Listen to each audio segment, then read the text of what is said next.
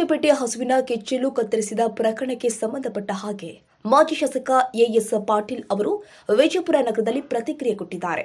ಸುದ್ದಿಗೋಷ್ಠಿಯಲ್ಲಿ ತಮ್ಮ ಮೇಲೆ ಮಾಡಿರುವ ಆರೋಪವನ್ನ ಖಂಡಿಸಿ ಬೆಂಜಲಬಾವಿ ಗ್ರಾಮದ ಧಣಿಗಳಾದ ಸುರೇಶ್ ಗೌಡ ನಾಡಗೌಡ ಅವರು ಶನಿವಾರ ಪಟ್ಟಣದಲ್ಲಿ ಪತ್ರಿಕಾಗೋಷ್ಠಿ ನಡೆಸಿದರು. ಪತ್ರಿಕಾಗೋಷ್ಠಿಯಲ್ಲಿ ಬೆಂಜಲಬಾವಿ ಪಿಕೆಪಿಎಸ್ ಅಧ್ಯಕ್ಷರಾದ ಆರ್.ಡಿ. ಪಾಟೀಲ್, ಶರಣಗೌಡ ಬಿರಾದರ್, ಎಸ್ಪಿ ಪಟ್ಟಣಶೆಟ್ಟಿ, ಶರಣಗೌಡ ಬಿರಾದರ್ ಕೆಸರಟ್ಟಿ, ಪ್ರಶಾಂತ್ ಬಿರಾದರ್, ನಿಂಗನಗೌಡ ಪಾಟೀಲ್, ಚಿನ್ನು ಧಣಿ, ಬಸರಖೋಡ, ಶರಣು ಧಣಿ ಬ್ಯಾಲಾಳ, ಮಡಿವಾಳಪ್ಪ ಗೌಡ, ಮಹೇಶ್ ಗೌಡ ನಾಗರೆಡ್ಡಿ ಹಾಗೂ ಸಂಗನಗೌಡ ಅಸ್ಕಿ, ಪ್ರಕಾಶ್ ಪಾಟೀಲ್ ತಮ್ಮದಡ್ಡಿ ಉಪಸ್ಥಿತರಿದ್ದರು. ವಿಜಯರಾಜಪುರಿ, ಎಸ್ಕೆ ನ್ಯೂಸ್, ಬಾಳಿಕೋಟಿ. ಮೊನ್ನೆ ಸನ್ಮಾನ್ಯ ಮಾಜಿ ಶಾಸಕರು ಎಸ್ ಪಾಟೀಲ್ ನಡಳ್ಳಿ ಅವರು ಮುದ್ದೆಬೆಳಲ್ಲಿ ಏನು ಈ ಗೋಕೆಚ್ಚಲಕ್ಕೆ ಒಯ್ದಂಥ ಒಂದು ಘಟನೆಯೆಲ್ಲ ಅಲ್ಲೇನು ನಡೀತದ್ದು, ಆ ಒಂದು ಸಂದರ್ಭದಲ್ಲಿ ಅಲ್ಲಿ ನಡೆದಂಥ ಘಟನೆ ಬಗ್ಗೆ ಬಿಜಾಪುರಲ್ಲಿ ಒಂದು ಪತ್ರಿಕೆಗೋಷ್ಠಿ ಮಾಡ್ತಾರೆ. ಆ ಪತ್ರಿಕೆಗೋಷ್ಠಿಯಲ್ಲಿ ಅಪ್ಪಾಜಿ ನಾಡಗೌಡರ ಪುತ್ರ, ದತ್ತಪುತ್ರ ಸುರೇಶ್ ನಾಡಗೌಡ, ಅಲ್ಲಿ ಕೂಡ ಒಂದು 4 ಎಕರೆ ಬಡ ಹೆಣ್ಮಕ್ಳು ರೈತರು ಅವರ ಒಂದು ಭೂಮಿ ಕಬಳಿಸುವಂಥ ಕೆಲಸ ಮಾಡ್ಯಾರ ಅಂತ ನನ್ನ ಮೇಲೆ ಒಂದು ಗಂಭೀರವಾದಂಥ ಆರೋಪ ಮಾಡ್ತಾರೆ. ಇದು ಮೊದಲ ಆರೋಪ ನನ್ನ ಮೇಲೆ. ಮುಂಚೆ ಕೂಡ ಪ್ರತಿಯೊಂದು ಪತ್ರಿಕೆಗೋಷ್ಠಿಯಲ್ಲಿ ನಾನು ನೋಡಿದ್ದೀನಿ. ಅಪ್ಪಾಜಿ ನಾಡಗೌಡರಿಗೆ ಆಗಲಿ, ಅಲ್ಲಿ ಕಾಂಗ್ರೆಸ್ಸಿಗೆ ಏನಾದರೂ ಅನ್ನುವಾಗ ಅಪ್ಪಾಜಿ ನಾಡಗೌಡರ ಏಜೆಂಟ್, ಅಪ್ಪಾಜಿ ನಾಡಗೌಡರ ದತ್ತಪುತ್ರ ಸುರೇಶ್ ನಾಡಗೌಡ ಅಂತ ಪ್ರತಿಯೊಂದರಲ್ಲಿ ತೊಗೊತಿದ್ರು. ಅದು ರಾಜಕೀಯ ಪ್ರೇರಿತ ಆಗಿದೆ ಬಿಡುವಪ್ಪ ಅಂತೇಳಿ ನಾನು ಮಾತಾಡಿರಲಿಲ್ಲ. ಹೋಗ್ಬಿಟ್ಟು ಅಲಗಡೆಗೆ ಹೋಗಿ ಅವ್ರ ಕುಟುಂಬದ ಊರಾಗ ಸೆಟ್ಲ್ ಆಗ್ಯಾರ. ಮನೇಲಿ ಪಾಲ ಕೊಟ್ಟಿಲ್ಲ, ಕೊಟ್ಟಿಲ್ಲ, ಹೊಲ್ದಾಗ ಕೊಟ್ಟಿಲ್ಲ, ಎದುರಾಗೂ ಕೊಟ್ಟಿಲ್ಲ. ಅವ್ರ ಮಗ ಇದ್ದಾರೆ ಸರ್. ಅವ್ರ ಹೆಸರು ನಿಂಗೆ ನೋಡಿ ಹೆಸರು ಪಾಟೀಲ್ ಬಿರಾದರ್. ನೀವು ಸ್ವಲ್ಪ ಅವ್ರ ಮಗ ಮಾತಾಡ್ತಾರೆ. ಚೌಧರಿ. ಹಾಂ, ಮೊದಲನವರು ರುದ್ರಗೌಡ ಮೊದಲನೆಯ ಕುಟುಂಬದ ತಮ್ಮ ನಾನು. ಅವರು ನಮ್ಮ ಮನೆಗೆ, ತವ್ರ ಮನೆಗೆ ಯಾವ ಕಾರಣಕ್ಕೆ ಬಂದಿದ್ದಾರೆ ಅಂದರೆ, ಅವರು ಡೆಲಿವರಿ ಟೈಮಿಗೆ ಬಂದಿದ್ರು. ರುದ್ರಗೌಡ ಮೊದಲನೇ ಹೆಣ್ತಿ ಡೆಲಿವರಿ ಟೈಮ್ ಬಂದಲ್ಲಿ ಈ ಹೆಣ್ಮಗಳು ಯಾರೋ ಇಲ್ಲಿ ಒಂದು ಫೋರ್ಜರಿ ಸಹಿ ಹೇಳೋದ. ಈ ಹೆಣ್ಮಗಳಿಗೆ ಕರ್ಕೊಂಡು ಒಂದು ಮನೆಯಲ್ಲಿ ಕುಂತಿದ್ದಾನೆ. ಆಕೆನ ಕರ್ಕೊಂಡು ಬಂದು ಈಗ ಮೊದಲನೇ ಹೆಣ್ತಿಗೆ ಯಾವುದೇ ಥರ ದಾಖಲಾತಿನೂ ಆಗಿಲ್ಲ, ಆಕೆನ ಬಿಡುಗಡೆನೂ ಆಗಿಲ್ಲ. ಕೋರ್ಟ್ ಕಡೆಯಿಂದ ಆರ್ಡರ್ ಕಾಪಿ ತಂದೀವಿ. ಈಗ ಆಲ್ರೆಡಿ ಕೋರ್ಟ್ನಾಗ ಆಗ್ಯದ ಅವ್ರಿಗೆ ಮೊದಲನೇ ಹೆಂಡತಿಗೆ. ಆದ್ರೂ ಅವ್ರ ಆಸ್ತಿ ಒಂದು ಮಗಳು ಅದಾಳ. ಅವ್ರ ಮಗಳಿಗೂ ಆಸ್ತಿ ಕೊಟ್ಟಿಲ್ಲ, ಅವ್ರ ಕುಟುಂಬಕ್ಕೂ ಆಸ್ತಿ ಕೊಟ್ಟಿಲ್ಲ. ಮತ್ತು ನಡಿಯಾಳಿ ಸಾಹೇಬರು ಮತ್ತು ಇದು ಈ ರೀತಿ ಗಮನಕ್ಕೆ ತಗೋದಲ್ಲ ಅಂದರೆ ಹೆಂಗೆ? ಯಾವ ಫೋರ್ಜರಿ ಇದ್ದವ್ರಿಗೆ ಒಪ್ಪಂದ ಕೊಡ್ತೀರಿ ಅಂದಂಗೆ ಆಯ್ತಲ್ಲ ನಡಿಯಾಳಿ ಸಾಹೇಬರು. ವಿಚಾರ ಮಾಡ್ರಿ. ಅದ್ರಾಗ ಆಕಿ ನನ್ನ ಹೇಳ್ತಿ ಅಂತ ಹೇಳ್ಯಾನ ನಿನ್ನೆ ಒಂದು ವಿಡಿಯೋದಾಗ. ಆಕಿ ಹೇಳ್ತೆ, ಇವ್ರು ಹೇಳ್ತಿ ಅನ್ನೋದಕ್ಕೆ ನಾ ಪ್ರೂಫ್ ತಂದಿ ನಾನು. ಈಗ ಆಕಿಂದ ಒಂದು ಪ್ರೂಫ್ ತೊಗೊಂಬ ಅಂದ್ಬಿಟ್ರೆ ಎಲ್ಲಿ ಕರೆದಲ್ಲಿ ನಡಿಯಾಳಿ ಸಾಹೇಬ್ರು ಕರೆದ್ರೆ ನಾ ಬರ್ತೀನಿ ಅಲ್ಲಿ ಸರ್. ಅದಾದ್ಮೇಲೆ ನಾಡಗೌಡರು ಆಸ್ತಿ ಎತ್ತಾಕತ್ತಾರಪ್ಪ ಅಂತ ಮಾತಾಡಿ ಪೊಲೀಸರ ದಬ್ಬಳಿಕೆ ಮೇಲೆ ಎತ್ತಾಕಿದಾರೆ ಅಂತಂದಾರಲ್ಲ, ಅದಕ್ಕೆ ಸ್ಪಷ್ಟೀಕರಣ ಕೊಡೋಣ ಅಂತ ಬಂದೀವಿ. ಏನಾಗಿದೆಪ್ಪ ಅಂದ್ರೆ, ಒಂದು ಸ್ಪಷ್ಟೀಕರಣ ಕೊಡ್ತೀನಿ ನಡಳ್ಳಿ ಸಾಹೇಬ್ರಿಗೆ.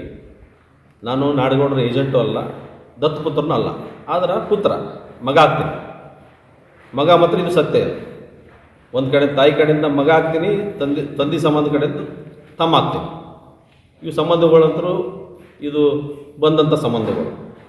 ಆದ್ರೆ ಇಲ್ಲೇನು ಬಿಂಜಲ್ವಾಲ್ ನಡೆದಂಥ ಘಟನೆ ಅಂದ್ರೆ ನಮಗೆ ಏನಾಗಿದೆ, ನಡಳ್ಳಿ ಅವರಿಗೆ ನನಗೆ ವೈಯಕ್ತಿಕವಾಗಿ ಅವರಿಗೆ ರಾಜಕೀಯ ಭಿನ್ನ ಅಭಿಪ್ರಾಯಗಳಲ್ಲ. ಬಿಟ್ಟರೆ ವೈಯಕ್ತಿಕ ಏನು ಅವ್ರ ಆಸ್ತಿ ನಾವು ಕಸಂದಿಲ್ಲ, ನಮ್ಮ ಆಸ್ತಿ ಅವ್ರು ಕಸಂದಿಲ್ಲ. ಇದು ಏನಪ್ಪ ಅಂದ್ರೆ, ಇಂದು ಅವರು 2010 ಶಾಸಕರು 8ರ ಶಾಸಕರಾದಾಗ ನಾನು ಸುಮಾರು 6-7 ವರ್ಷ JDS ಪಾರ್ಟಿ ಅಧ್ಯಕ್ಷನಾಗಿದ್ದೆ. ಮತ್ತು ಅಲ್ಲಿ ZP ಕೂಡ ಅವ್ರ ತಮ್ಮ ಅಂದ್ರೆ ಅವರು ಕೋಬ್ರದರ್ ಸಡಕನ ಜೊತೆ ವಿರುದ್ಧವಾಗಿ ನಾನು ನಿಂತಿದ್ದೆ, ಎಲೆಕ್ಷನ್ ನಿಂತಿದ್ದೆ. ಅದು ಎಲೆಕ್ಷನ್ನು ಮಾಡಿದ್ವಿ. ಆದ್ರೆ ಜನತಾದಳ ಪರಿವಾರದಾಗ ನಾವು ಇದ್ದದರಿಂದ, ಅವ್ರ ಶಾಸಕರಿದ್ದರಿಂದ, ಒಂದು ಜನಪ್ರತಿನಿಧಿಯಿಂದ ನಾವೇನು ಮಾಡ್ತಿದ್ದೀವಪ್ಪ ಅಲ್ಲಿ ಅಂದ್ರೆ, ಒಂದು ಪಕ್ಷದ ತತ್ವ ಸಿದ್ಧಾಂತ ಮ್ಯಾಗ ಅವ್ರ ವಿರೋಧ ಮಾಡೋದು, ಹೋರಾಟ ಮಾಡ್ತಿದ್ವಿ. ಒಂದು ಸೈದ್ಧಾಂತಿಕವಾಗಿ ವಿರೋಧಿಗಳು ನಾವೇನು ಅವ್ರ ಅಗೇನ್ಸ್ಟು ನಾವೇನು ವೈಯಕ್ತಿಕ ಇಲ್ಲ. ಆದ್ರೆ ಮೊನ್ನೆ ಅವರು ನಮ್ಮ ವೈಯಕ್ತಿಕ ನಮ್ಮ ನಾಡಗೌಡ ಬಿಂಜಲ್ವಾಯಿ ನಾಡಗೌಡರು ಇದು ಕಬಳಿಸ್ಯಾರಪ್ಪ ಅಂತ ಒಂದೇನು ಅಂದ್ರಲ್ಲ, ಅದು ಸ್ವಲ್ಪ ನಮ್ಮ ಮನಸ್ಸಿಗೆ ಬೇಜಾರಾಗೈತಿ. ಅದಕ್ಕೆ ಇವರೆಲ್ಲರೂ ಇಲ್ಲಿ ಅದಾರ ಹಿರಿಯರಾದ ಊರಿನ ಹಿರಿಯರ ಸಮಕ್ರಮ ತಮ್ಮ ಹತ್ರ ಬಂದೀನಿ. ನಾವು ಒಂದೊಂದಾಗಿ ಡಾಕ್ಯುಮೆಂಟ್ಸ್ ತಮ್ಮ ಹತ್ರ ಏನು ನಡಳಿ ಅವ್ರು ತಮ್ಮ ಬಗಲಾಗ ಏನು ಕುಂದಿರ್ಸಿ ಅಂತ ಒಂದು ದೊಡ್ಡ ಪತ್ರಿಕೆ ಇದರಲ್ಲಿ ಏನು ಹೇಳಿದ್ರಲ್ಲ, ತಾವು 3 ಸಲ ಶಾಸಕರಾದವ್ರು, ಸೀನಿಯರ್ BJPಯಲ್ಲಿ ಸೀನಿಯರ್, ಮುಂಚೆ ಕಾಂಗ್ರೆಸ್ಸಲ್ಲಿದ್ದರು, ದಳಕ್ಕೆ ಬಂದರು, ಆಮೇಲೆ BJPಗೆ ಹೋಗ್ಯಾರ. ಈಗ BJPಗೂ ಒಂದು ಸಲ ಶಾಸಕರಾಗ್ಯಾರ, ಸೀನಿಯರ್ ಅದಾರ. ಆದ್ರೆ ಸೀನಿಯರ್ ಆಗಿ ಅವರು ಎಂಥ ಜನರು ಬಗಲ ಕುಂದಿರ್ಸಿ ಪತ್ರಿಕೆ ಘೋಷಣೆ ಮಾಡ್ಬೇಕಂತ ಅವ್ರಿಗೆ ತಿಳುವಳಿಕೆ ಇರಬೇಕಾಗಿತ್ತು. ಅವೇನು ಬಗಲ ಕುಂದಿರ್ಸಿ ಅಂದ್ರೆ ಅವರು ಘನತೆಗೆ ತಕ್ಕಂಥ ಮನುಷ್ಯ ಅಲ್ಲ. ಅವ್ರಿಗೆ ಅಂಥ ಕುಂದಿರ್ಸ್ಕೊಂಡು ನೀವು ಪತ್ರಿಕೆ ಘೋಷಣೆ ಮಾಡೋದು ನಿಮಗೂ ಶೋಭೆ ಅಲ್ಲ. ಅದು ಯಾಕಪ್ಪ ಅಂದ್ರೆ ಆ ವ್ಯಕ್ತಿ ಊರಾಗ ಎಷ್ಟು ಅವನು ಪ್ರಕರಣಗಳದಾವಪ್ಪ ಅಂದ್ರೆ ಸುಮಾರು ಮಾಡಿದ್ರೆ ಒಂದು 20-22 ಪ್ರಕರಣ ಅದಾವ. ಅದರ ಎಲಿಗೇಷನ್ಸು, ಅಲ್ಲಿ ಏನೋ ಒಂದು ರಸ್ತೆ ನಡೆದ್ರೆ ಎಲಿಗೇಷನ್ನು. ಈಗೇನು ನಮ್ಮ ಭೂಮಿ ಅಂತ ಹೇಳ್ತಾರಲ್ಲ, ಬಗಲಾಗ ಒಬ್ಬ ಹೆಣ್ಮಗಳು ಕುಂದಿರ್ಸಿದ ಕಚನೂರು, ಸಿದ್ದನಗೌಡ ಕಚನೂರು ಅಂತ ಅವ್ರ ಹೆಂಡ್ತಿ ಮಾದೇವಿ ತಂದೆ ಭರತಗೌಡ ಬಿರದಾರಂತ, ನಮ್ಮೂರಿನವರೇ. ಇಂದ ಎಲ್ಲ ಆಸ್ತಿ ಮಾರಿ ಈ ಭೂಮಿ ಬಗ್ಗೆ ಏನು ಇದು ನಾವು ಕಲ್ಲು ಹಾಕ್ಸಿವಿ, ಅದು ಹಾಕ್ಸಿವಿ ನಮ್ಮ ಇದ್ರಾಗ ಅಂತೇನು ನಿನ್ನೆ ಆರೋಪ ಆಗಿದೆಯಲ್ಲ, ಆ ಹೆಣ್ಮಕ್ಳೇನು ಆಸ್ತಿ ಇದು ಮಾಡಿದ್ರಲ್ಲ ಆರೋಪ, ಅದಕ್ಕೆ ಏನಪ್ಪ ಅಂದ್ರೆ 3 ಎಕರೆ 39 ಗುಂಟೆ ಅವ್ರ ಆಸ್ತಿ. ಅಲ್ಲಿ 8 ತಿಂಗಳ ಜೈಲು ಅನ್ವಯಿಸ್ಕೊಂಡಾರ. ಊರಲ್ಲಿ ಇನ್ನೊಂದು 2-3 ಅಸಲ್ಟ್ ಕೇಸು, ಇಲ್ಲಿ 420 ಕೇಸು, ಇಂಥವೆಲ್ಲ ಹಲವಾರು ಪ್ರಕರಣಗಳು. ಪ್ರತಿಯೊಂದರಾಗ ಊರಾಗ ಇದು ಏನಂತಾರೆ ಆ್ಯಂಟಿ ಸೋಷಿಯಲ್ ಎಲಿಮೆಂಟ್ಸ್ ಇವೆಲ್ಲ. ಇಂಥದನ್ನ ಯಾರೂ ನಾವು ಸಪೋರ್ಟ್ ಮಾಡಬಾರ್ದಂತ ಸಮಾಜಕ್ಕೆ ಇವರೆಲ್ಲ ಗಾತಕ್ಕೇವೆ.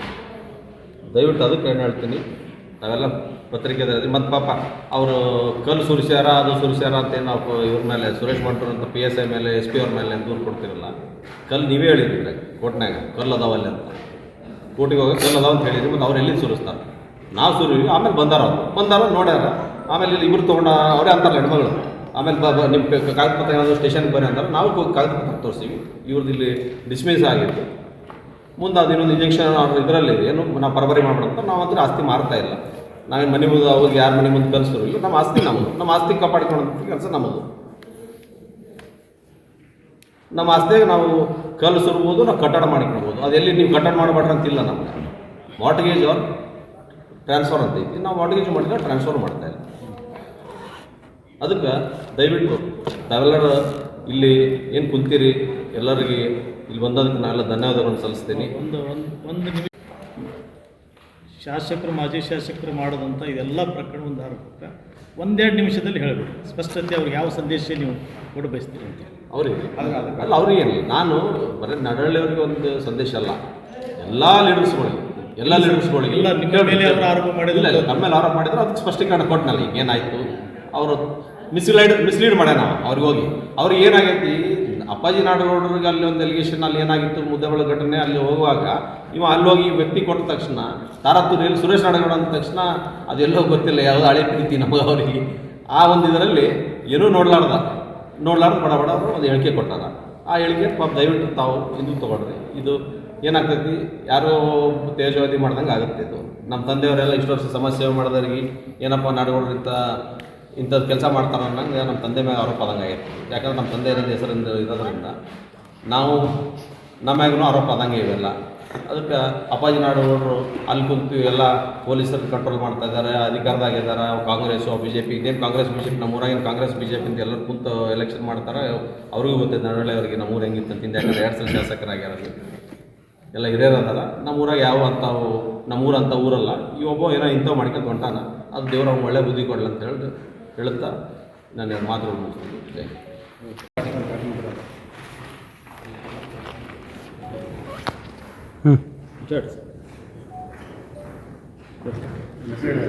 ಪ್ರಶಾಂತ್ ಬಿರಾದರ್ ಅಂತೇಳಿ ನಾವು ಲಗ್ನ ಆಗಿರೋದು ರೀ.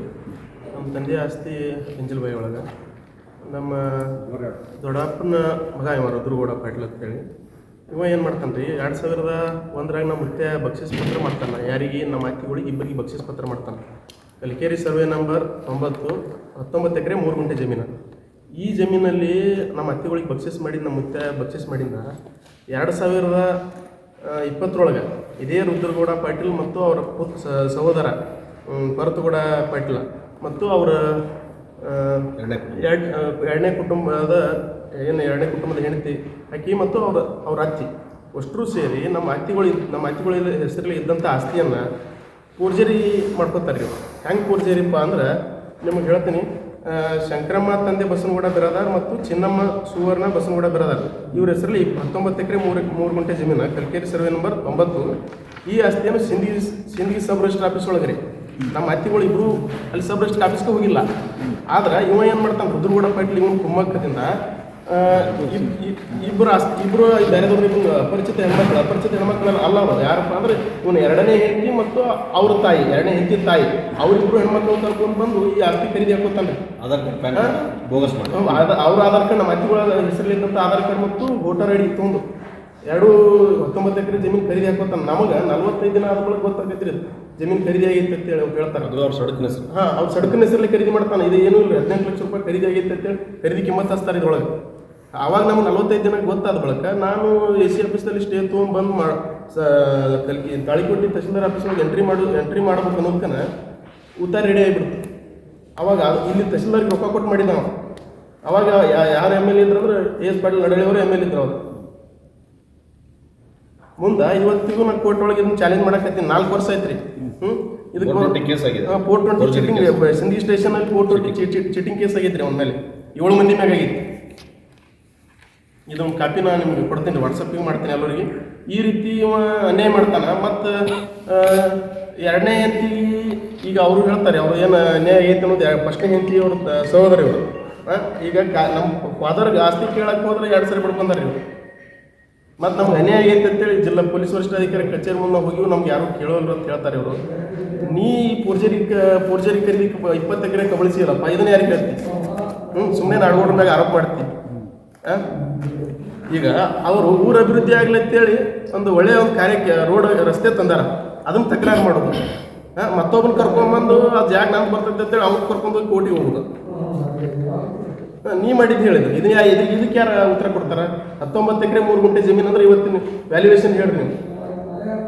ದಯವಿಟ್ಟು AS ಪಾಟೀಲ್ ನಡಾಳಿ ಸಾಹೇಬ್ರಿಗೂ ನಾನು ಕೇಳ್ತೀನಿ ಇದನ್ನು. ಅಂಥವ್ನು ಕರ್ಕೊಂಡು ನೀವು ಪತ್ರಿಕೆಗೋಷ್ಠಿ ಮಾಡ್ತೀರಂದ್ರೆ ಅವ 420 ಚೀಟಿಂಗ್ ಕೇಸ್ ಒಳಗೆ ಆಲ್ರೆಡಿ FIR ಆಗೈತೆ ಅವನ ಮೇಲೆ. ಅವ್ರಿಗೆ ಒಂದು ಕಾಪಿ ಕೊಟ್ಟು ಬರ್ತೀನಿ, ಅವ್ರ ಮನೆಗೆ ಹೋಗಿ ಕೊಟ್ಟು ಬರ್ತೀನಿ ನಾನು. ಸಾಹೇಬ್ರ ಇಂಥವ್ರಿಗೆ ನೀವು ಸಪೋರ್ಟ್ ಮಾಡಬೇಡ್ರಿ. ಅದಕ್ಕೆ ಅವರು ಹೇಳ್ತಾರೆ ಒಂದು 2 ಮಾತು ಅವ್ರಿಗೆ ಕೇಳಿ. ಮೊದಲನೇ ಕುಟುಂಬದ ತಮ್ಮ ಆದಂಥ ಆಸ್ತಿ ನಮಗೆ 86ರಲ್ಲಿ ಅಂದರೆ ಸುಮಾರು 39 ವರ್ಷದಿಂದ ನಮಗೆ 30 ಗುಂಟೆ ಕೊಡ್ತಾರೆ. ನಮಗೆ ಮತ್ತು ನಮ್ಮ ಶರಣಗೌಡರ ತಂದೆಯವರು ಸೇರಿ ಒಂದೇನೋ ಸ್ಕೂಲ್ ಮಾಡ್ಬೇಕಂತ ಅಲ್ಲಿ ತೆಗೆದಿದ್ದು. ಅದು ಮುಂದೆ ನಂತರ ಏನಾಯ್ತಪ್ಪ ಅಂದ್ರೆ 3 ಎಕರೆ 9 ಗುಂಟೆ ಕೂಡ ಅವ್ರ ತಂದೆನೇ ಮಾರಿ ರಾಜನ್ ಗೌಡರು ಸೆಟ್ಲಾಗಿ ಅವ್ರು ತೀರ್ಕೊಂಡು ಹೋಗ್ಯಾರ. ಮುಂದೆ ಅವ್ರ ಮಗ ಕೂಡ ತೀರ್ಕೊಂಡ. ಈ ಹೆಣ್ಮಗಳು ಅವ್ರ ಮಗಳು ಇವತ್ತೇನು ಮಾಡ್ತಾಳ, 3 ಎಕರೆ 9 ಗುಂಟೆ 1 ಇಂಚು ಹಾಕಿಂದಿಲ್ಲ ಉಳಿದಿದ್ರಲ್ಲಿ. ಎಲ್ಲ ಪಾಪ ಬಡವ ಜನರಿಗೆ, ಯಾರಿಗೆ ಅಲ್ಲಿ ಭಜಂತರಿ ಮಂದಿ, ತಳವಾರ ಮಂದಿ, ಸಣ್ಣ ಸಣ್ಣವರು ಎಲ್ಲರಿಗೆ ಅಲ್ಲಿ ಆಸ್ತಿ ಮಾರಿಬಿಟ್ಟಾಳ. ಒಂದು ನಾಟ್ ಇವನ್ ಸಿಂಗಲ್ 1 ಇಂಚಿಲ್ಲ, 1 ಇಂಚಿಲ್ಲ. ಆದ್ರೆ ನಮಗೆ 30 ಗುಂಟೆ ಮಾರಿದ್ದು ಕೂಡ ಅದಕ್ಕೆ ಉತ್ತಾರದವು ತಮಗೆಲ್ಲ ಕೊಡ್ತೇನೆ. ಈಗ ಮುಂದೆ ಏನಾಗ್ತೈತಪ್ಪ ಅಂದ್ರೆ ಆ 3 ಎಕರೆ 9 ಗುಂಟೆ ಎಲ್ಲ ಸೇರಿ ತಾಯಿ ಮೇಲೆ ಏನು ಮಾಡ್ತಾಳೆ, ದಾವೆ ಮಾಡ್ತಾಳೆ. ಏನಂತ, ನನಗೆ ನಮ್ಮಪ್ಪನ ಆಸ್ತಿಯಾಗ ನಾನು ಇದು ಬಂದಿರುತ್ತೆ. ಯಾಕಂದ್ರೆ ಉತ್ತರಾಗ ಏನಾಗ್ತದೆ ನಮ್ಗೆ ಗೊತ್ತು, ರೆವೆನ್ಯೂ ರೆಕಾರ್ಡ್ಸ್ ಎಲ್ಲ ಮಾರಿದ್ರು ಕೂಡ ಅವು ಅವ್ರ ತಂದೆ ಹೆಸರು ಒಂದೆಲ್ಲೋ ಒಂದು ಮೂಲೆಗೆ ಬರೋಕತ್ತೆ.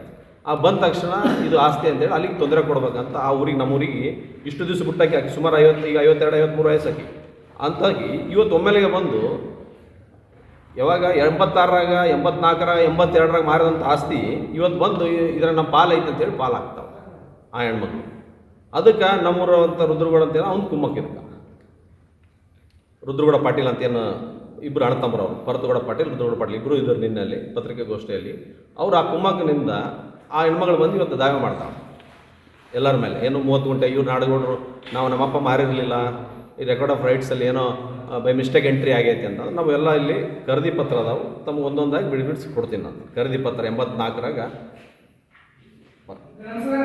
ಬರ್ರಿ ಖರೀದಿ ಪತ್ರ ಕೂಡ ತಮಗೆ ನಾವು 84ರಾಗ ಏನು ಖರೀದಿ ಹೋಗ್ತದೆ ಅದು ಚೆಕ್ಬಂದಿ ಏನೈತಿ ಎಲ್ಲ ಕ್ಲಿಯರ್ ಆಗಿ ತಮಗೆ ಕೊಡ್ತೀನಿ ನಾನು. ಅದೇ ರೀತಿ 3 ಎಕರೆ 9 ಗುಂಟೆಯಲ್ಲಿ ಕೂಡ ಎಲ್ಲ ಮನೆಗಳಾಗಿವೆ. ಅವರೆಲ್ಲ ಏನು ಡಾಕ್ಯುಮೆಂಟ್ಸ್ ಅದಾವೆ ಅವರು ಕೊಡ್ತೀನಿ ನಾನು. ಯಾರ್ಯಾರು ಖರೀದಿ ಹಾಕೊಂಡಾರ ಅವ್ರೇನು ಖರೀದಿ ಪತ್ರಗಳು ಅದಾವೆ, ಯಾರು ಬಡವರು ಇರ್ಬೋದು, ಅದರಲ್ಲಿ ಯಾರು ಇರ್ಬೋದು, ಎಲ್ಲ ಸಮಾಜದವ್ರು ಅದಾರ. ಅದರಲ್ಲಿ ಸುಮಾರು 80-82 ಪ್ರಾಪರ್ಟಿ ಇರ್ಬೋದು. ಅದೇ 3 ಎಕರೆ 9 ಗುಂಟೆಯಲ್ಲಿ ಈಗ ಒಂದು ಹೆಣ್ಮಗಳಿಗೆ ಒಂದು ನಾಟ್ ಇವನ್ ಸಿಂಗಲ್ ಒಂದು ಇದು ಕೂಡ ಇಲ್ಲ, 1 ಇಂಚ್ ಕೂಡ ಇಲ್ಲ. ಬಂದು ಇವತ್ತು ಏನು ಮಾಡ್ತಾರೆ, ಮತ್ತೆ ಅಲ್ಲಿ ಒಂದು ದಾರಿ ಆಯ್ದು ಹೋಗ್ತೈತೆ. ನಮ್ಮದು 104 ಸರ್ವೆ ನಂಬರ್. ಇನ್ನೊಂದು 103 ಸರ ನಂಬರ್ ಏನು ನಿಮ್ಗೆ ತೋರ್ಸಕತ್ತಾರ ಅಂಗನವಾಡಿ ಇದು ಅಂತೇಳಿ ಅಲ್ಲಿ ಶಾದಿ ಮಾಲು ಅಂಗನವಾಡಿ ಅಂತ ತೋರಿಸ್ತಾರೆ ನಿಮ್ಗೆ ಅಲ್ಲಿ ಅಲ್ಲೆಲ್ಲ ಐತಿ ಇವ್ರು ದಾರಿ ಬಂದ್ ಮಾಡ್ಯಾರ. ಆ ಪ್ರಾಪರ್ಟಿಗೆ ಪೂರ್ವಕ್ಕೆ ಒಂದು ದೊಡ್ಡ ರೋಡ್ ಆಗಿರ್ತೈತೆ. ಆ ಫೋಟೋ ಕೂಡ ನಿಮ್ಗೆ ತೋರಿಸ್ತೀನಿ. ಆ ರೋಡ್ ಏನಪ್ಪ ಅಂದ್ರೆ ಬಿಂಜಲ್ವಾಡಿ ಟು ಬಿಬಿಂಗ್ಲಿಗೆ ರೋಡ್ ಅದು. ರಸ್ತೆ ಗತ್ತೈತಿ. ಆ ರಸ್ತೆ ಗತ್ತೈತಿ. ಈ ಕಡೆಯಿಂದ ಮ್ಯಾಪಲ್ಲಿಲ್ಲ ಕೂಡ ಅಂದರು ಏನು ಮಾಡಿದ್ರು, ಕೋರ್ಟಿಗೆ ಹೋದರು. ಕೋರ್ಟಿಗೆ ಹೋಗಿ ಇಲ್ಲ ಇಲ್ಲಿ ರಸ್ತೆ ಐತೆ ಅಂತ ಕೋರ್ಟ್ ಚೀಮಾರಿ ಹಾಕಿ ಅವರಿಗೆ ಡಿಸ್ಮಿಸ್ ಮಾಡೈತಿ. ಏನಂತ ಅದು ಹೇಳ್ತೀನಿ, ತಮಗೆ ಹೇಳ್ತೀನಿ. ಒಂದು ನಿಮಿಷ, ಅದು ಸ್ವಲ್ಪ ಪಾಯಿಂಟ್ಸ್ ಹೇಳ್ಬಿಡ್ತೀನಿ ಅಷ್ಟೇ.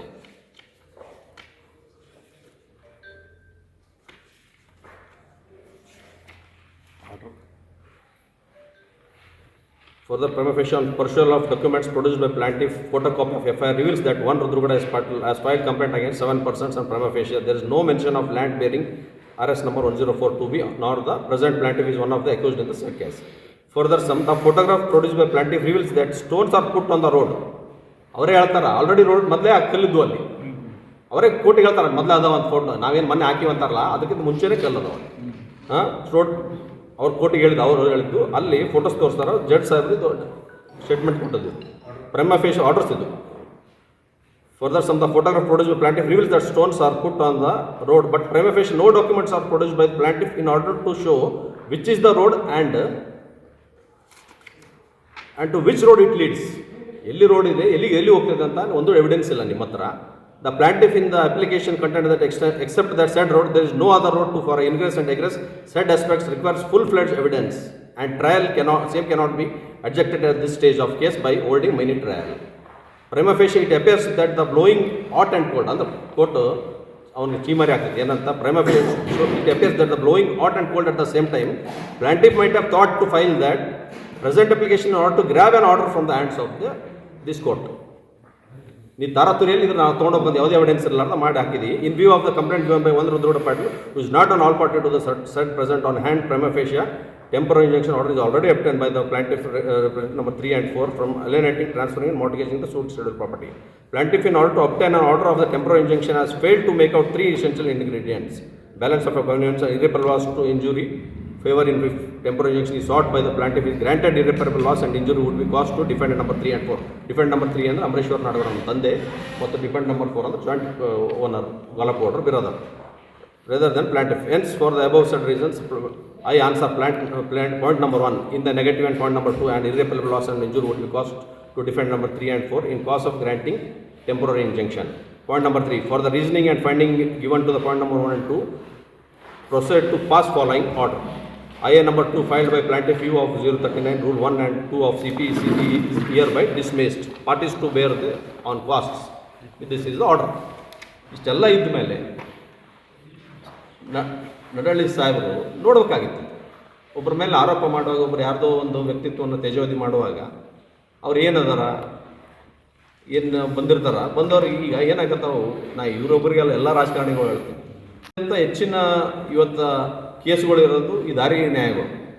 ಇವತ್ತು ಯಾರು ನಾನು ನಡಳಿ ಆಗಿರ್ಬೋದು, ಇನ್ನೊಬ್ರಿಗೆ ಹೇಳ್ಬೋದು, ಯಾರು ರಾಜಕಾರಣಿಗಳು. ನೀವು ಯಾರೇ ಬಂದ್ರೆ ಒಮ್ಮೆಲೆ ಪೊಲೀಸ್ ಸ್ಟೇಷನ್ ಹಚ್ಚಿ ಹೇಳೋದು ಯಾರೂ ಮಾಡಬಾರ್ದು. ನಾನೇ ಸ್ವತಃ ಮೊನ್ನೆ ಹೊಡೆದಾಡಿ ಇಲ್ಲಿ ಬಟ್ಗಣಿಗೆ 307 ಆಗಿತ್ತು. 307 ಆಗಿತ್ತು. ನಾವು ಪ್ರಭುಗೌಡರು ಮತ್ತು ನಮ್ಮ ಮಲ್ಲನಗೌಡ ಪೊಲೀಸ್ ಪಾಟೀಲ್, ನಮ್ಮ ಸಾರ್ವಡಿಗರು ಎಲ್ಲರೂ ಹೋಗಿ ಬಗೆಹರಿಸ್ಕೊಂಡ್ವಿ. ಮೊನ್ನೆ ಮತ್ತೊಂದು ಇದ್ರಾಗ ಎಲ್ಲಿ ಜಲ್ಪುರಾಗ ನಡೆದೈತಿ ಕೇಸು.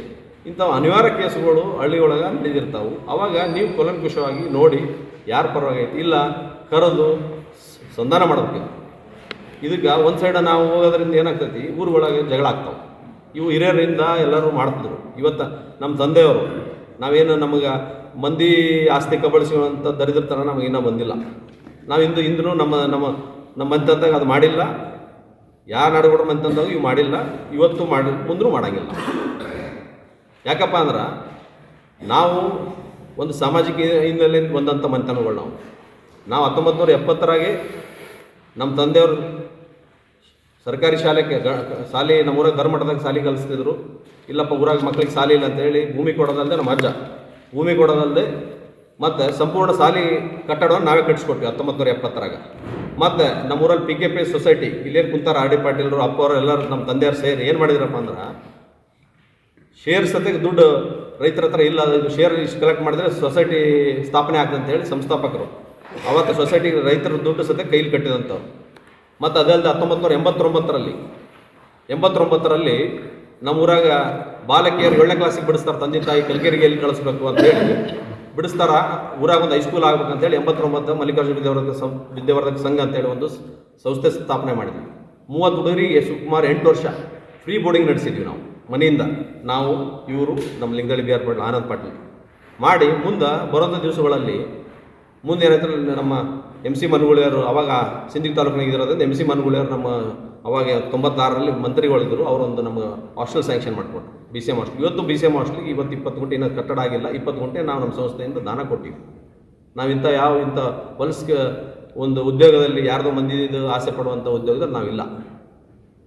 ಅದೊಂದೇ ಅಂತಲ್ಲ, ರಗಡು ಇಂಥದ್ರಲ್ಲಿ ಎಲ್ಲರೂ ಹಿರಿಯರು ಸೇರಿ ಊರಾಗ ಒಂದು ಏನೋ ಒಂದಾಗಲಿ. ನಮ್ಮ ಸೊಸೈಟಿ ಇವತ್ತು ಏನು ಮಾಡ್ಯಾರ, ಇವತ್ತು ಇವ್ರ ಅಧ್ಯಕ್ಷ ಸೊಸೈಟಿ PKPS ಸುಮಾರು 10 ವರ್ಷದಿಂದ. ಮೊದಲ ಸಂಸ್ಥಾಪನೆ ಆದಾಗ ನಮ್ಮ ತಂದೆಯವರಿದ್ದರು, ಆಮೇಲೆ ಇವ್ರು ಮತ್ತೆ 10 ವರ್ಷ, ಈಗ ಮತ್ತೆ 10 ವರ್ಷ, ಆಲ್ಮೋಸ್ಟ್ ಇವರೇ 20 ವರ್ಷದ ಆರ್ ಡಿ ಪಾಟೀಲ್ರು. ಇವರು ಶಾಂತಪಟ್ಟ ಶೆಟ್ಟರ್ ಅಂತ ಅವ್ರ ತಂದೆಯವರು ಎಲ್ಲ ಕುಂತು ಒಂದು ನ್ಯಾಯ ಮಾಡಿ ಊರಾಗ ಸುತ್ತ ಅಲ್ಲೆಲ್ಲ ಸುತ್ತ ಹಳತ ಬೆಳೆಯಾಗ ನ್ಯಾಯ ಮಾಡ್ತಿದ್ರು. ನ್ಯಾಯ ಮಾಡೋ ಇವತ್ತು ನೀವು ಕೆಸರಟ್ಟಿ, ಅಮ್ಮಳೂರು, ಕಲ್ಕೇರಿ ಎಲ್ಲರೂ ಬಂದಾರ ನೋಡಿ. ಕೆಸರಟ್ಟಿ ಜನ ಬಂದಾರ, ಅಮ್ಮಳೂರವ್ರು ಬಂದಾರ. ನೀವು ಹೋಗಿ ಕೇಳ್ಬೋದು. ಇವತ್ತು ಹಳಿ ವಾಟ್ನಿ ಪತ್ರಗಳು ಏನು ಅಣ್ಣತಂಬರು ಬೇರೆ ಆಗ್ಯಾದ, ಪ್ರತಿಯೊಂದು ಆದ್ರೆ ಮ್ಯಾಗ ನಮಗೆ ಯಾರೋ ಒಂದು ಸಹಿ ಇರ್ತಾವೆ, ಆಡಿಪಟ್ಟರು ಇರ್ತಾವೆ, ಅಪ್ಪರು ಇರ್ತಾವೆ ಅಂತ ಮಾಡಿದಂಥ ಮಂತಲ್ಲಿ ನಾನು ಹುಟ್ಟಿವಿ, ಇಂಥದ್ದು ಮಾಡಂಗಿಲ್ಲ ಅಂತ ಹೇಳಲಿಕ್ಕೆ ಅವರಿಗೆ ಈ ಮೆಸೇಜ್ ಕೊಡ್ತೀನಿ. ರಾಜಕೀಯವಾಗಿ ಅದು ಏನಿರ್ತೈತಿ ಅದು ವ್ಯತ್ಯಾಸಗಳು ಇರ್ತಾವೆ. ನಾವೇನು ಇದು ವೈಯಕ್ತಿಕ ಅಲ್ಲ. ಆದರೆ ವೈಯಕ್ತಿಕ ನೀವು ನಮ್ಮ ಮೇಲೆ ಆರೋಪ ಮಾಡುವಾಗ ಸ್ವಲ್ಪ ಅವನು ಏನು ಕುಂತಿದ್ದ ಅವನ ಬಗ್ಗೆ ಸ್ವಲ್ಪ ತಿಳ್ಕೊಳ್ಬೇಕಾಗಿತ್ತು. ಅದೊಂದೇ ಅಲ್ಲ, ಅವನು ಇಂಥ ಒಂದಲ್ಲಿ ಈಗೇನು ಶಾದಿ ಮಲ್ಲಿಗೆ ಅಂಗನವಾಡಿ ಅಂತೇಳಿ ಫೋಟೋ ತೋರಿಸ್ತಾನೆ. ಅಂಗನವಾಡಿ ಮಾನ್ಯ ಶಾಸಕರು ನಡಳ್ಳಿಯವರು ಅಲ್ಲಿ ನಮ್ಮಲ್ಲಿ ದೇವರಿಪುರಿ ಶಾಸಕರಾಗಿದ್ದಾಗ 2012ರಲ್ಲಿ 10 ರಿಂದ 12 ಲಕ್ಷ ರೂಪಾಯಿ ಒಂದು ಬಿಲ್ಡಿಂಗ್ ಆಗ್ತೈತಿ. ಈ ಮನುಷ್ಯ ರುದ್ರಗೌಡ ಅಲ್ಲಿ ಜಾಗ ಕೊಡ್ತಾನೆ. ಪಾಪ ಅವ್ರು CDP ಅವ್ರು ನಮ್ಮ ಏನು ಮಾಡ್ತಾನೆ, ಕಟ್ಟಿಬಿಡ್ತಾನೆ. ಕಟ್ಟಿಂದ ಏನು ಮಾಡ್ತಾನೆ ಇವ ಅಂದ್ರೆ, ನಾನು ಪತ್ರ ತೊಗೊಂಡಿರಲ್ಲ, ಇದನ್ನಿಂದನು ನಮ್ಮ ಆಸ್ತಿ ಇದು, ನಮ್ಮ ಆಸ್ತಿ ಹೆಂಗೆ ಕಟ್ಟಿದೆ ಅಂತೇಳಿ ಅದೇ ಅಂಗನವಾಡಿ ಅದು ಕಬ್ಬಳಿಸ್ಕೊಂಡು ಕುಂತಾನ. ಅದಕ್ಕೆಲ್ಲ ರೆಡಿ ಮಾಡಿ ಅದು ಫೋಟೋ ನಿಮ್ಗೆ ತೋರಿಸ್ತೀನಿ. ಅಂಗನವಾಡಿನೇ ಅದು ಕಬ್ಬಳಿಸ್ಯಾನ. ಅದಲ್ಲದೆ ಅಂಗನವಾಡಿನೇ ಮನೆ ಇವತ್ತು ಒಂದು.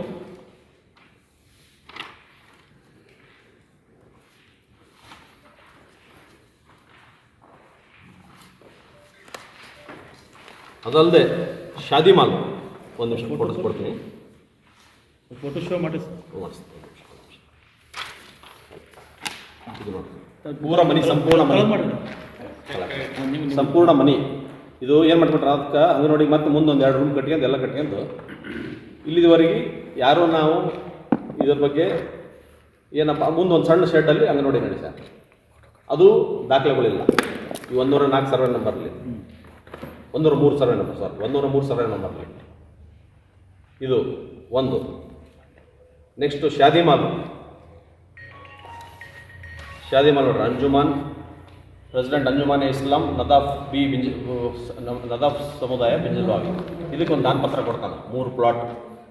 ಏನಂತ DC ಅವ್ರು ಬಿಟ್ಟು ಕೊಡ್ತಾರೆ. ಏನಂತ, ಇಲ್ಲಿ ಮೈನಾರಿಟಿ ನಮ್ಗೆ ಶಾದಿ ಮಾಲ್ ಕಟ್ಟಲಿಕ್ಕೆ ಅವ್ರಿಗೆ ಪರ್ಮಿಷನ್ ಐತಿ ಅಂತ ಹೇಳಿ 11 ನಂಬರ್ ಬುಕ್ದಾಗ ಪಂಚಾಯತ್ಗೆ ಎಂಟ್ರಿ ಮಾಡ್ತಾರೆ. ಎಣ್ಣೆ ಆಗಿರೋದ್ರಿಂದ ಅವ್ರಿಗೆ ತಾರತುರಿಯಲ್ಲಿ ಅವ್ರಿಗೆ ಇದೊಂದು ಮಾಡಿಕೊಡ್ತಾನೆ. 7.5 ಲಕ್ಷ ರೂಪಾಯಿ ತೊಗೊಂಡು ಮತ್ತೆ ಇದನ್ನು ಏನು ಮಾಡ್ತಾನೆ, ಗ್ರಾಮ ಪಂಚಾಯತ್ ಎಲೆಕ್ಷನ್ ನಿಂತಾಗ ಒಂದು ಮುಸ್ಲಿಂ ಮಂದಿ, ಪಿಂಜಾರ್ ಮಂದಿ ನಾನು ಓಟ್ ಹಾಕಿಲ್ಲ ಅಂತೇಳಿ ಆ ದಾರಿ ಬಂದ್ ಮಾಡಿ ಇವತ್ತು ಅದನ್ನು ಒಟ್ಟು ಕಣಿಕೆ ಹಾಕಂತಾನೆ. ಒಟ್ಟು ಕಣಿಕೆ ಅದನ್ನು ದಾರಿ ಬಂದ್ ಮಾಡಿ ಟ್ರೆಸ್ ಪಾಸಿಂಗ್ ಅಂತಾರೆ. ಇದಕ್ಕೆ ಅಂಡರ್ ಸೆಕ್ಷನ್ 448. ಯಾಕಪ್ಪ ಅಂದ್ರೆ ನಾನು ಇದು ಯಾಕೆ ಹೇಳ್ತಾ ಇದ್ದೀನಿ ಅಂದ್ರೆ, ನಾನು ಒಬ್ಬ ಕಾನೂನು ಪದವೀಧರ, ನಾನು LLB ಓದೀನಿ, ಆದರೆ ಪ್ರಾಕ್ಟೀಸ್ ಮಾಡೋಕ್ಕಿಲ್ಲ. ಸ್ವಲ್ಪ ಆದ್ರೆ ನಾನು ಕಾನೂನು ಹೊರ ಐತಿ. ಇದು ಟ್ರೆಸ್ ಪಾಸಿಂಗ್ ಅಂತಾರೆ ಅಂಡರ್ ಸೆಕ್ಷನ್ 448 BNS ಆ್ಯಕ್ಟ್ ಪ್ರಕಾರ ಬೇರೆದಿದೆ. ಮತ್ತೆ ಇವತ್ತು ಇಂಥವೆಲ್ಲ ಮಾಡಿದಂಥ ವ್ಯಕ್ತಿ ನೀವು ಬಗಲಾಗ ಕೂಡಿಸಿ ಅಂತಿರಲ್ಲ, ಇದು ನಿಮ್ಮ ಘನತೆಗೆ, ನಿಮ್ಮ ಪೊಸಿಷನಿಗೆ ಇದು ಶೋಭೆ ತರಲ್ಲ. ನೀವು ನೋಡ್ಬೇಕಾಗಿತ್ತು. ಒಂದು, ಈಗ ಅವರ ಸ್ವಂತ ಕಾಸ ರುದ್ರಗೌಡರು ತಂದೆ ತಮ್ಮ, ಇವ್ರಿಗೆ ಅಲ್ಲೇ ಮಾಡಿ ಊರು ಬಿಡಿಸಿ ಎಷ್ಟು ದಿವಸ ಆಯ್ತು ಕೇಳ್ರಿ ಅವ್ರಿಗೆ?